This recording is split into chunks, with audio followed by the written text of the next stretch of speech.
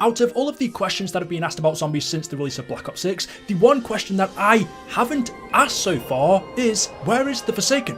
What happened to him after Cold War? In BO6's story, we've learned about Richtofen, Sam, the Requiem team, Weaver, Carver, Gray and Strauss, but the one character that's been left behind since Cold War that we haven't heard about is the Forsaken. What is his current situation? Because so far, through radios, intel, documents, or cutscenes, we haven't seen him. He appears to have vanished off the face of the earth, so where is he? Well, the last time we saw him was 4 years ago in 2021 in Black Ops Cold War. In that game's final map, we saw the Forsaken escape the Dark Ether, and then we contained him inside of this device. Samantha plunged herself into him, sacrificing herself, where in turn she became trapped in the Dark Ether, and the Forsaken became trapped inside of this containment device. He was then lifted up by a helicopter and transported away, but we were never told where. We assumed in Black Ops 6 we'd find that out, but so far we've heard absolutely nothing. Now, we have seen a device that kind of looks similar to the one that the Forsaken was contained in. This sphere right here in the bottom of Richtofen's mansion in Liberty Falls is actually SAM, the Synaptic Algorithm Module, AI based off Samantha's brain created by Richtofen. You have to admit it's very suspicious how we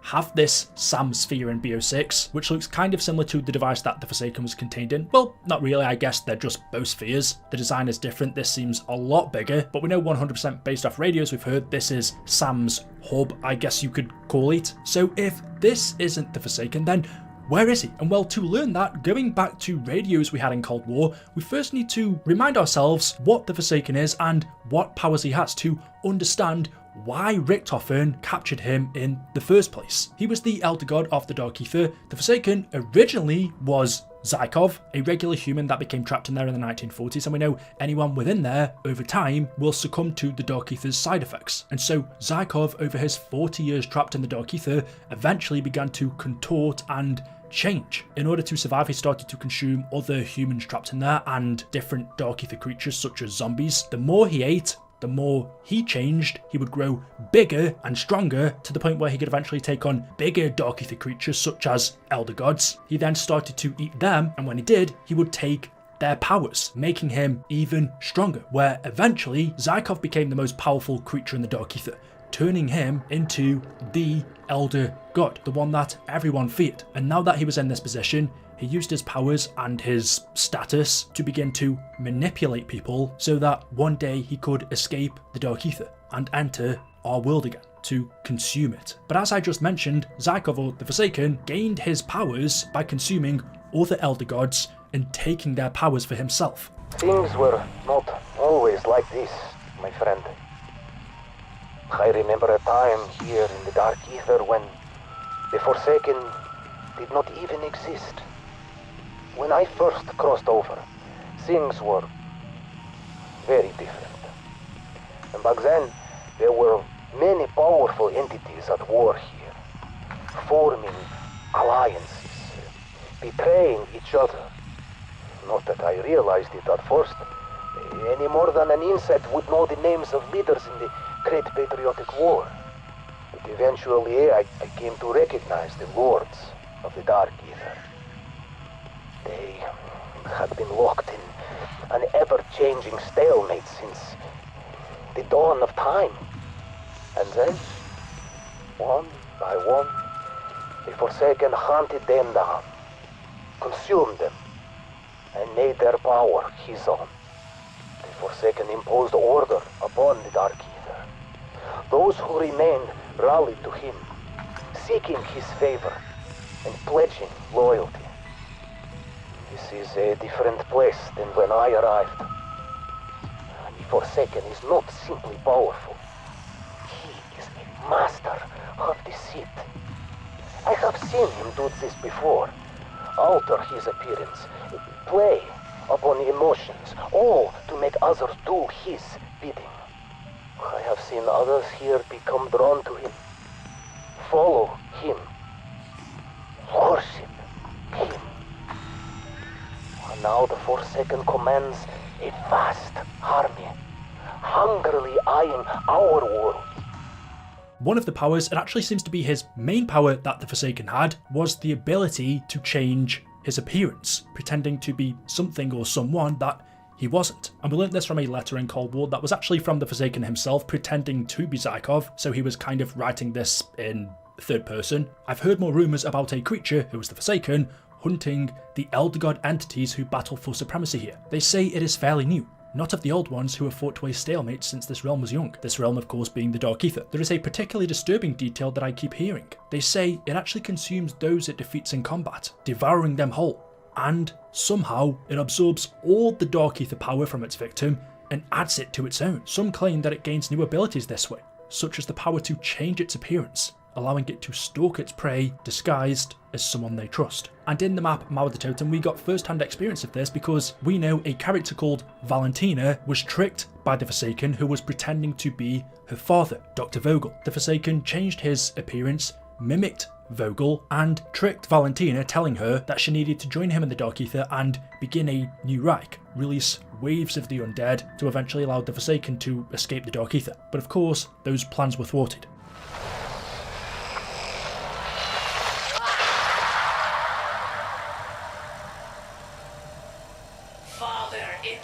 It worked. You look every bit as glorious as I envisioned. How do you feel, my child? How do I feel? I feel incredible. I thought I knew what it was to wield power before. Now power sings in every fiber of my being. Nothing will stand against us. Then go to the head of our army and lead them to glory. Unleash the judgment of the Reich on the soft, weak ingrates who sullied the fatherland. Tell them their day is done. The sun sets forever upon their divided world. Father, are you my father? Of course, child.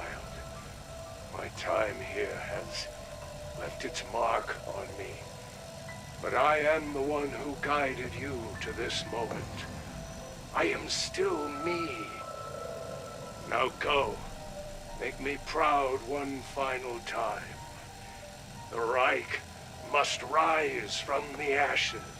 So apart from the Forsaken's ability to change form and manipulate people, that seemed to be his main power from what we could see, but he could also shoot different elements, wind, ice, fire. He could shoot Ethereum crystals from him, and obviously he also controlled the zombies. And because he was such a threat to our world, Dr. Peck, on Richtofen's orders, built a containment chamber. This is the blueprint for it. It says the containment chamber has been designed to approximate specifications required to hold the Forsaken. Height, width and length must be exact based on information. This is the approximate size of the entity. Walls of the chamber should be coated in an Ethereum primer, which should nullify any of the Forsaken's unnatural ability. And once he was contained inside of this device, Omega's original plans for him were different to what Richtofen actually ended up doing with him. On Kravchenko's orders of this operation, he wrote, the Forsaken would be pulled from the Dark Ether. He would then be subdued and forced into the containment chamber. Once he was secure, Dr. Jaeger and Gorov would use the transport helicopter and airlift the containment chamber to a facility in Moscow. And then when the Forsaken arrived at that facility, the containment chamber was to be taken to sub-level 2 or hangar 7 and placed in Vault 12B, which had been retrofitted with a subsonic Ethereum resonator. The pressure from amplification would render the Forsaken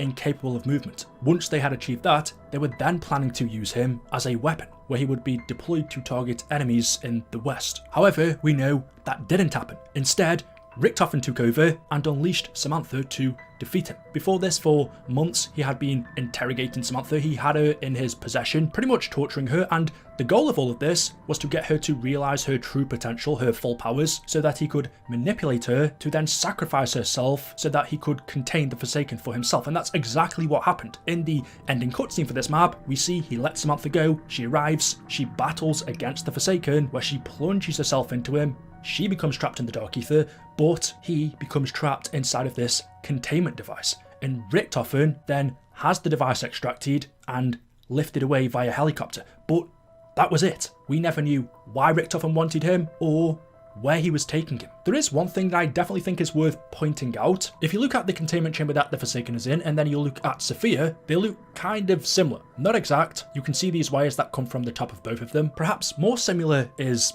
Sam, if you look at her sphere, again you've got the wires coming off the top, the eye almost in the middle, and then the lines around it. Neither are the exact same, but if you look at what Sophia was, a robot that contained a brain. If we look at the old Ether timeline, in Kingdom of the Totem when Maxis was creating an undead army for the Germans, his assistant Sophia was doing some work when she was attacked by one of the zombies, which then meant she would have turned into one of the undead herself. But in order to save her, Maxis extracted her brain and placed it inside of this machine called the Strategic Operations Planning Heuristic Intelligence Analyzer, otherwise known as Sophia. So this right here was a robot with a person's brain in it. Now we know contained inside of this sphere was the Forsaken, however this one right here we believe is the hub of SAM, the Synaptic Algorithm module. Basically the same as Sophia, a robot based on Samantha Max's brain. Richtofen took scans of Samantha's brain when he was interrogating her and implemented it into this. This is not the real Samantha Maxis, she isn't inside of here, she's actually in the Dark Ether, but we are told in one of the radios in Liberty Falls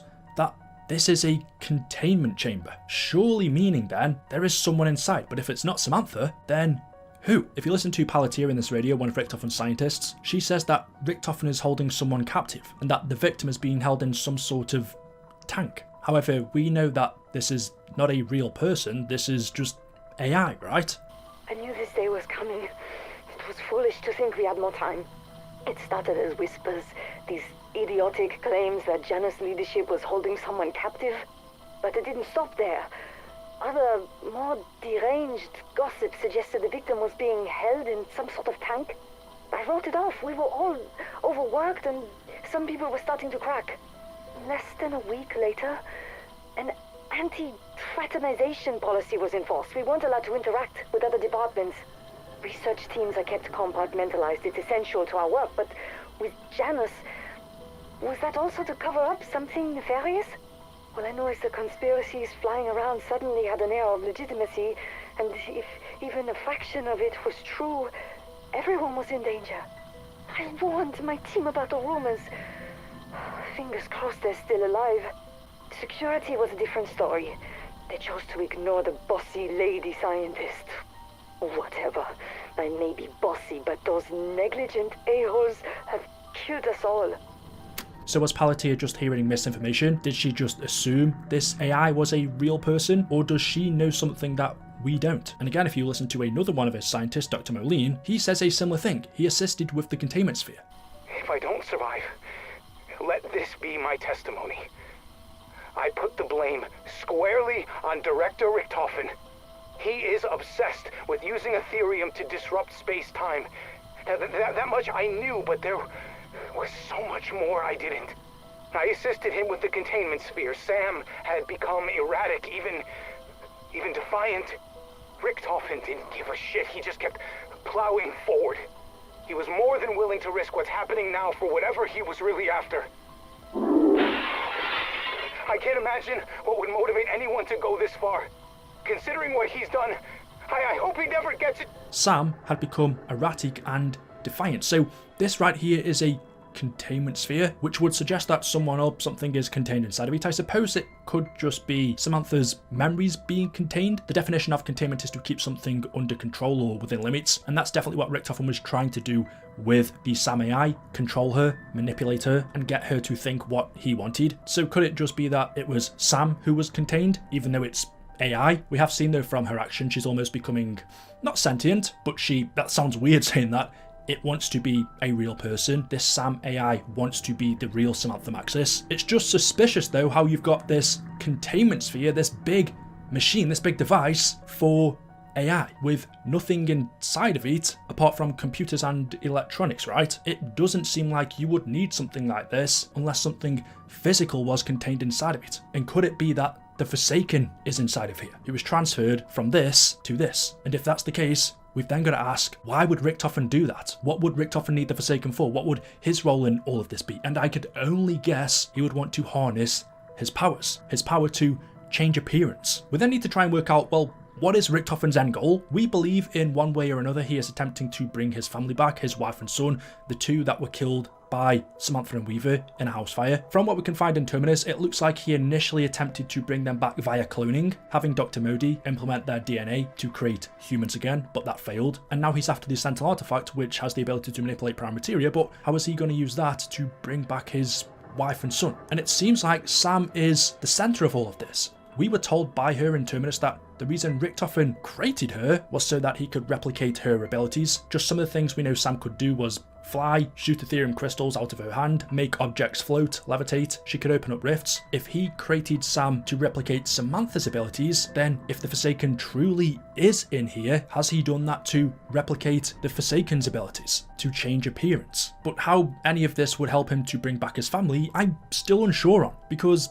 they are dead, right? They're not trapped within the Dark Ether, they're not still alive. It's not like they're lost in there and we can theorise that he's going to try and go in and rescue them. Or are they? Because, hear me out and maybe I'm just interpreting this wrong, but about a week or two ago I did a video on the Victor's crew still being trapped in the Dark Ether, and within it I spoke about a radio that we could find in Modern Warfare 3 from someone called Barrera, where he said after collecting a sample tissue of a Dark Ether creature that he established a symbiotic relationship between Dark Ether organisms and their environment, a transfer of energy and matter that fuels biological evolution at a rate that has never been seen before. We know time in the Dark Ether works differently. As we've just discussed with the Forsaken, he evolved from a regular person to a massive creature, so evolution in the Dark Ether works on a much bigger scale. But what if it's more than that? What if they're also feeding off our reality, cloning, or somehow corrupting organic tissue? If the Dark Ether can mimic facets of our reality, which it can, then what's to say it can't mimic us? It can't clone us. There can't be a Dark Ether version of us in there. So if Richtofen's family died in the real world,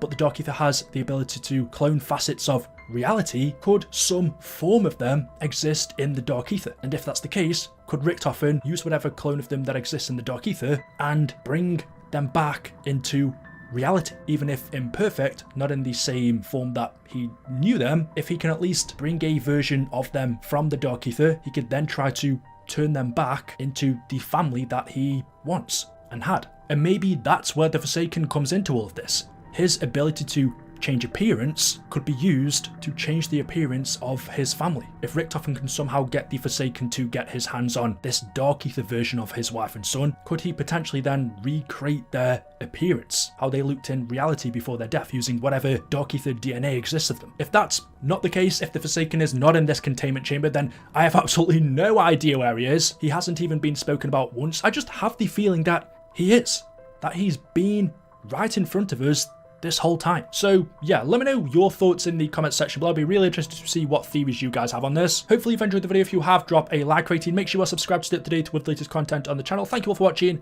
and I'll see you in the next video. Until then, goodbye.